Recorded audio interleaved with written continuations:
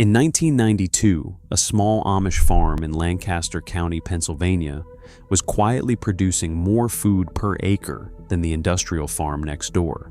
No pesticides, no chemical fertilizers, no GPS-guided tractors, just a family, a handful of ancient techniques, and soil so rich it looked like chocolate cake. The industrial farm next door spent $80,000 that year on inputs, seeds, fertilizers, herbicides, fungicides, fuel. The Amish farm spent almost nothing. And the Amish farm won. That story never made the news. It never will. Because if it did, the $70 billion pesticide industry, the $19 billion fungicide industry, and a seed market controlled by 4 corporations would have a very serious problem on their hands. Today, we are going to talk about 17 gardening techniques that the Amish have used for over 300 years. Techniques so effective, so simple, and so completely free that certain industries and certain government agencies would prefer you never heard of them. Some of these have been quietly restricted. Some have been outright raided. And one got a man's farm surrounded by armed federal agents in 2022. These are not internet tricks. These are not viral hacks. These are methods older than the United States of America itself, proven in the soil of Lancaster County across 10 generations of the same families. Let's start from the beginning. Trick number 1, milk spray. Every Amish farm in Lancaster County keeps dairy cows, not because they love fresh milk, though they do, but because a farm without dairy cows is a farm without one of the most powerful natural fungicides ever discovered. When powdery mildew appears on squash leaves, on cucumber vines, on zucchini, the Amish farmer does not drive to the garden center. He walks to the barn. He scoops up a cup of fresh milk, mixes it with 9 cups of water, and sprays it across both sides of every affected leaf early in the morning before the sun climbs too high. By afternoon, the white powdery film is gone. By the next morning, the leaf is clean and dark green again. The proteins in milk, specifically lactoferrin and casein, produce an antiseptic reaction when exposed to sunlight. That reaction kills fungal spores on contact. Dr. Peter Crisp at the University of Adelaide spent 4 years studying this between 2002 and 2006 and confirmed that milk spray is up to 90% effective against powdery mildew on zucchini. It works on black spot on roses. It works on downy mildew on grapes. 10 cents worth of milk diluted in a gallon of water covers an entire garden. A bottle of commercial copper-based fungicide costs between $12 and $22. The fungicide industry is worth $19 billion. Their most profitable product is chemically outperformed by something that comes out of a cow every morning. They know this. They have known this for decades. They just assumed you would never find out. Trick number 2, seed saving. In 1970, a seed company called Northrop King was sold to Sandoz. Sandoz was later acquired by Novartis. Novartis merged with AstraZeneca's agribusiness division to form Syngenta. Syngenta was purchased by ChemChina for $43 billion. That one seed company changed hands 4 times in 50 years. Today, 4 corporations control more than 50% of the global seed supply. The Amish never noticed, because the Amish never bought seeds from any of them. After every harvest, the Amish farmer walks through his garden and picks the best fruit from the healthiest plants. Not the biggest, the healthiest. He separates the seeds, washes them clean, dries them on a paper towel for 1 to 2 weeks, then stores them in a glass jar labeled with the family name and the harvest year. No barcode, no patent number, just a name and a date. Amish paste tomatoes have been passed down through families for over 150 years. Moon and stars watermelons almost went extinct in the 1980s until an Amish farmer in Indiana saved the last viable seeds. Deer tongue lettuce traces its lineage in Amish gardens back to the 19th century. Heirloom seeds are open-pollinated. The plants they produce will grow true to type the following year, and the year after that, and the year after that. The seeds you save this year will grow into the exact same plants next year. Hybrid seeds do not work that way. The next generation loses the traits of the parent plant, which means you have to buy new seeds every single season. $3 to $5 a pack, 20 to 30 varieties per garden. That is $60 to $150 a year. Over a lifetime of gardening, that is thousands of dollars spent on something your great-grandparents kept in a jar on a shelf for free. In 2013, the Supreme Court ruled in Bowman versus Monsanto that farmers are prohibited from replanting patented seeds saved from their own harvest. The Amish never signed that contract. They never will. Trick number 3, biochar. Deep in the Amazon rainforest, archaeologists digging in the 1990s found something that should not have been there. Fertile black soil in the middle of one of the most nutrient-poor ecosystems on the planet. They named it Terra Preta, Black Earth. The native tribes of the Amazon created it thousands of years ago by mixing charcoal, bone, and manure into the soil. That soil is still producing crops today. After 2,500 years, it is still more fertile than the ground around it. The Amish did not read the archaeological reports. They did not need to. They have been doing the same thing for 300 years without ever calling it biochar. Every Amish home has a wood stove that burns through the winter. Every morning, there is charcoal left behind.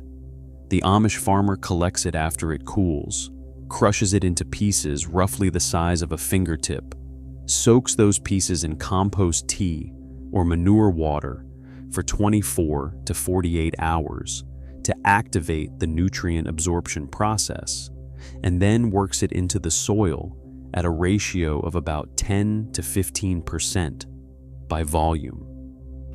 Johannes Lehmann's lab at Cornell University has confirmed that biochar sequesters carbon in the soil for more than 1,000 years. It increases the soil's water-holding capacity by 18%. It increases the soil's ability to retain nutrients by 20%. 1 gram of biochar has a surface area equivalent to a basketball court, between 300 and 500 square meters. It is an apartment complex for soil microorganisms. The gardening industry took that same leftover charcoal, ground it up, put it in a craft paper bag with a minimalist logo, called it biochar, and now charges $30 a bag. Old Man Eli in Lancaster County has been producing it for free every winter morning for his entire life. His grandfather taught him. His grandfather's grandfather taught him. Nobody charged them anything. The wood stove was already burning. Trick number 4, clay pot irrigation. The earliest written record of this technique comes from a Chinese agricultural manual called Fan Sheng Ji Shu, dating to approximately the 1st century BC. Similar systems appear in records from North Africa, pre-Columbian Mexico, and medieval Spain. This method is more than 4,000 years old. The Amish have no electric pumps, no drip irrigation timers, no soil moisture sensors connected to a smartphone app. During the hot Pennsylvania summers, when surface watering evaporates before it even reaches the roots. The Amish bury unglazed terracotta pots directly in the ground between plant rows. The drainage hole is sealed with waterproof silicone, and the pot is buried with its mouth facing up. It is filled with water, and then physics takes over. Water seeps through the porous walls of unglazed terracotta by osmosis, drawn outward only when the surrounding soil is drier than the interior of the pot. When the soil is moist, the seeping stops. When the soil dries out, the seeping resumes. The system self-regulates with zero electricity, zero timers, and zero intervention. Researchers at UC Riverside confirm that clay pot irrigation reduces water usage by 50 to 70% compared to surface watering. The root zone stays consistently moist without ever becoming waterlogged. Plants treated this way produce higher yields with less stress. 2 unglazed terracotta pots cost between $3 and $5 at any garden center. A basic drip irrigation system costs between $50 and $200 and requires a working timer, a pressure regulator, and a power source. The clay pot requires none of those things.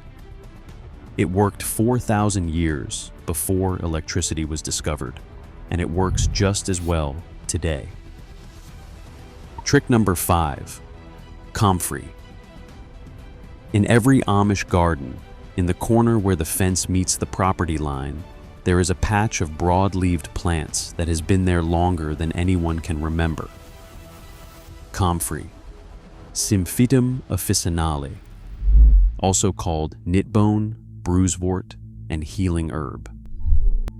Eli's mother planted that corner patch in 1962.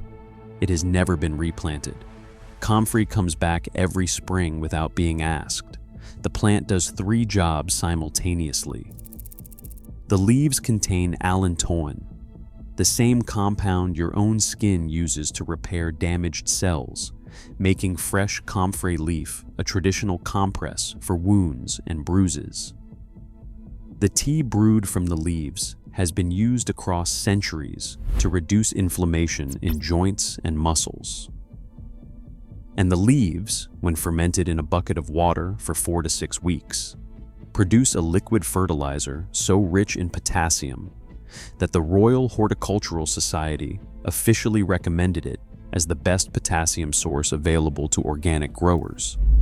Cut the leaves, pack them into a bucket, fill it with water, seal it loosely, and leave it for 4 to 6 weeks. The smell will be extraordinary. Strain the liquid, dilute it at a ratio of 1 part liquid to 10 parts water. Pour it around the base of your tomatoes, peppers, and beans. That liquid feeds your plants better than the $10 to $18 bottle of liquid potassium fertilizer at the garden center. The active nutrients are the same. The source is a plant that grows back every year without care, without cost, and without a trip to any store. In 2001, the Food and Drug Administration restricted the internal sale of comfrey supplements, citing pyrrolizidine alkaloids as a potential liver risk at high internal doses. The external use on skin and the use as a garden fertilizer remained unrestricted, but the narrative was set. A free plant that replaces both pharmacy products and garden center products started carrying a warning label: 1 plant, 3 uses, 0 cost. The only thing standing between you and it is a patch of dirt in the corner of your yard. Trick number 6, cover crops. In the Amish community, the rules that govern farming are not written in any law book. They are written in the ordnung, the unspoken code of conduct passed down through generations in every district. Breaking the ordnung doesn't get you a fine. It gets you a conversation with the community elders. And in matters of farming, that conversation is more serious than any court summons. One of the most unbreakable rules in the Ordnung concerns cover crops. When the harvest ends in late summer or early fall, you do not leave the soil bare, you sow immediately. Red clover, winter rye, hairy vetch. The seeds go in within days of the last harvest coming out. Those plants grow through the autumn. They grow slowly through the winter. In early spring, before they flower, they are cut down and turned directly into the soil. Green manure.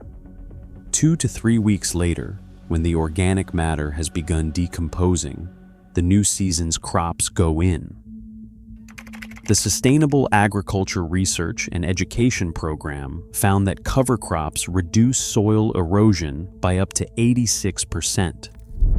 Long-term agroecosystem research by the USDA confirmed that a 3-year rotation incorporating cover crops increases yields by 10 to 15% and reduces soil-borne bacterial diseases by 60 to 80%.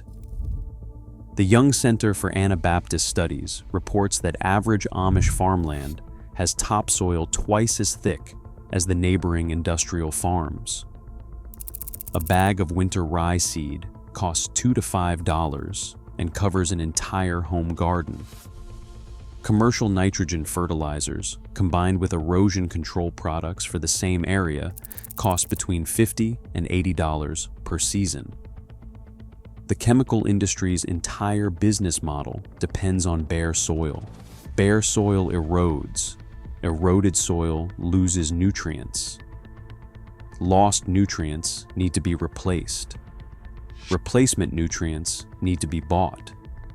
The Amish never enter that cycle, because in the Amish garden, the soil is never bare. Not for a single week, not for a single season, not in 300 years. Trick number 7, garlic and cayenne pepper spray.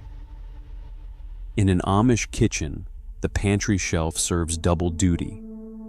Garlic and cayenne pepper are not just food. They are the first line of defense against every crawling, chewing, sucking pest that finds its way into the garden. 5 to 6 cloves of garlic, 1 teaspoon of cayenne pepper, 1 liter of water, a few drops of pure unscented soap to help it adhere. Crush the garlic, mix everything together, let it sit for 24 hours, strain it thoroughly, and spray it across every surface of the plants. Reapply after every rain. Allicin, the active compound released when garlic is crushed, carries antibacterial, antifungal, and insect-repelling properties that have been documented in peer-reviewed research. The Journal of Pest Science found that garlic extract reduced scale insect populations by 80 to 95% within 48 hours of application. Capsaicin, the compound in cayenne pepper that makes your mouth burn, is registered by the EPA as an official animal and insect repellent. Together, they drive away aphids, spider mites, whiteflies, ants, and a long list of beetles and caterpillars. They do not harm honeybees. They do not harm ladybugs. They leave no toxic residue on the fruit. The cost is 50 cents worth of garlic and peppers, both of which the Amish grow themselves, which means the actual cost is zero. A bottle of organic certified pesticide from the garden center costs between $12 and $18. The pesticide industry generates $70 billion a year in revenue. The Amish compete with 5 cloves of garlic and a teaspoon of dried pepper. And for 300 years, the Amish garden has not lost. That is the first 7, and already you can see the pattern. Every single one of these techniques is free or nearly free. Every single one has been verified by independent scientific research. Every single one directly replaces a commercially sold product worth between $10 and $30. Multiply that across a full season. Multiply that across a lifetime of gardening. The number becomes significant, and we are not even close to the most controversial ones yet. Part 2 is where things get complicated, where the government gets involved, where armed agents show up on farms in Lancaster County, where a man faces $300,000 in fines for growing food the way his grandfather taught him, where the techniques become not just economical, but in some cases, quietly illegal. The Amish have a saying, "The land does not belong to us. We belong to the land." 10 more tricks are coming. And some of them, certain people in very expensive offices would prefer you never read. Trick number 8, soap spray. Use pure unscented soap, 1 tablespoon in a liter of warm water, sprayed directly on insects. The fatty acids dissolve the waxy coating on the insect's exoskeleton. The insect dehydrates and dies within hours. The Amish have been making their own soap for 300 years. The pesticide industry took that same recipe, put it in a plastic bottle, and charges you $15. Trick number 9, vinegar. White vinegar at 5% acetic acid kills young annual weeds on contact on a sunny day. Add a drop of dish soap to help it stick. Soak garden tools in straight vinegar for 30 minutes to kill bacteria between uses. $2 a gallon. Herbicides cost $18. Trick number 10, urine. Human urine contains 11 grams of nitrogen per liter, plus phosphorus and potassium, in almost the exact ratio of commercial fertilizer. Dilute 1 part urine to 10 parts water. Pour around the base of plants, never on leaves. Free every single day. Trick number 11, crop rotation. Never plant the same crop in the same bed twice. Rotate fruiting plants, leafy greens, legumes, and cover crops across 4 sections every year. USDA research confirmed that this reduces soil-borne disease by 60 to 80%. Costs nothing. Tricks 12 through 17 cover Epsom salt. Use it only when soil testing confirms magnesium deficiency. Rainwater harvesting. That Colorado once made completely illegal. Willow bark soaked in water can replace $15 rooting hormone bottles. Diatomaceous earth sprinkled around plants to kill insects by dehydration. Heirloom seed preservation, the way Amos Miller did before armed federal agents raided his farm. And no-till gardening, where compost replaces the tiller entirely. The Amish never needed permission to grow food, neither do you.